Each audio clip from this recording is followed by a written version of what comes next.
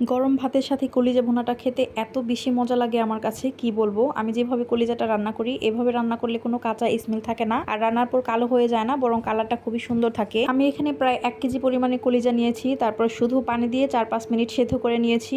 আর তারপর পানিটা ফেলে দিয়ে ভালো করে একটু ধুয়ে উপরের যে শক্ত প্লাস্টিকের মতো একটা আবরণ থাকে সেটা টান দিয়ে ফেলে দিলাম। এভাবে কলিজাটা সেদ্ধ করে নিলে কলিজার ভিতরে যে রক্ত আর ময়লা থাকে ওইটাও সুন্দরভাবে পরিষ্কার হয়ে যায়। এভাবে সেদ্ধ করে ভালো মতো ধুয়ে কলিজাটা রান্না করলেই তরকারির কালারটা অনেক বেশি সুন্দর আসে আর খেতেও অনেক বেশি মজা লাগে। এদিকে কলিজাগুলো একটু ঠান্ডা হওয়ার পর কেটে একদম ছোট ছোট পিস করে নিলাম। যদিও এই কলিজাটা রান্না করার পর অনেক দ্রুত সেদ্ধ হয়ে যায়, তবে এভাবে ছোট ছোট পিস করে নিলে কলিজার ভিতরে সব মশলাগুলো সুন্দরভাবে ঢুকে যায়, যার কারণে কলিজাটা রান্না করার পরে খেতেও অনেক বেশি ভালো লাগে। কলিজাটা রান্নার জন্য এখানে সরিষার তেল গরম করে তার মধ্যে 2টা তেজপাতা দিয়ে বেশ অনেকগুলো পেঁয়াজ কুচি দিয়ে দিলাম। হালকা ভেজে তার মধ্যে এলাচ, দারচিনি, লবঙ্গ দিয়ে দিলাম। পেঁয়াজগুলো বাদামি করে ভেজে তার মধ্যে আদা রসুন বাটা দিয়ে হালকা একটু ভেজে দিয়ে দিলাম হলুদের গুঁড়া, মরিচের গুঁড়া, জিরে ধনে গুঁড়া, স্বাদ মতো লবণ। এখন চুলার আঁচ মিডিয়ামে রেখে মশলাগুলো ভালোভাবে কষিয়ে নিব। মশলা থেকে যখন দেখবো যে উপর দিয়ে একটু তেল ছেড়ে দিয়েছে তখন এর মধ্যে কেটে রাখা কলিজাগুলো দিয়ে দিয়েছি। মিডিয়াম আঁচে নেড়ে চেড়ে মশলার সাথে মিশিয়ে ঢাকনা দিয়ে ঢেকে রান্না করব। কলিজাগুলো মশলার সাথে ভালোভাবে মোটামুটি কষানো হয়ে গেলে এখন দিয়ে দিলাম